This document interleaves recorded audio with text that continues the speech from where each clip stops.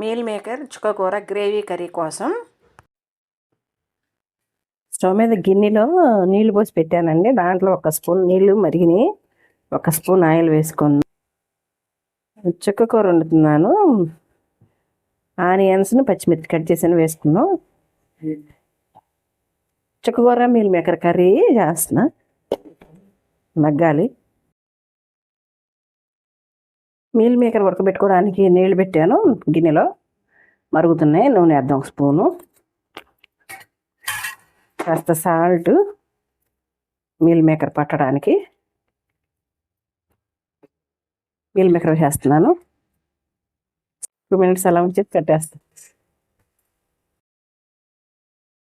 ఉల్లిపాయ శాంతం మగ్గిపోయింది. ఉల్లిపాయ పిచ్చి చుక్కకూర పెట్టేసుకుందాం.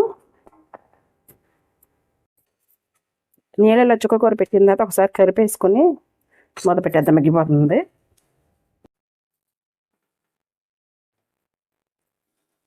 చుక్కకూర మగ్గిపోతుంది కదండి. ఇప్పుడు దీనికి మనం కాస్త అల్లం వెల్లుల్లి పేస్ట్ ఒక స్పూను,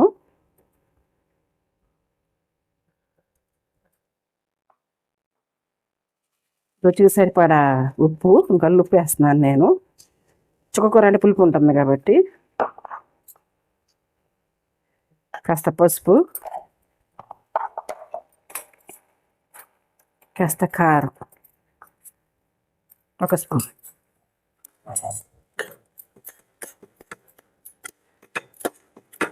ఇలా అన్నీ కలిపిన తర్వాత ఒక్క నిమిషం ఈసారి అంతా మెదిపేద్దామండి.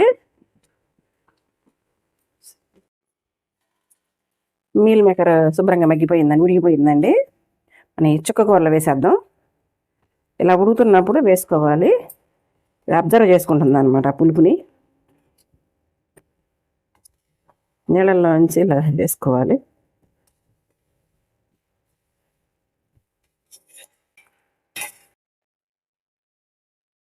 దీనిలో కాస్త చిట్టుగుడు పొడి మసాలా వేస్తున్నాను. ఇలా 2 మినిట్స్ ఉంచుదామండి. ఉడకాలి. దీంట్లో పోపు వేసేస్తున్నాం. వెల్లుల్లి, శనగపప్పు, సాయిపప్పు, కాస్త మెంతులు, కాస్త ఆవాలు, జీలకర్ర, ఎనిమిది, కరివేపాకు,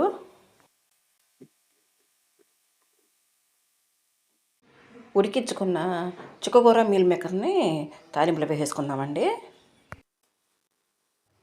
ఎంతో రుచికరమైన మీల్ మేకర్ చుక్కకూర రెడీ.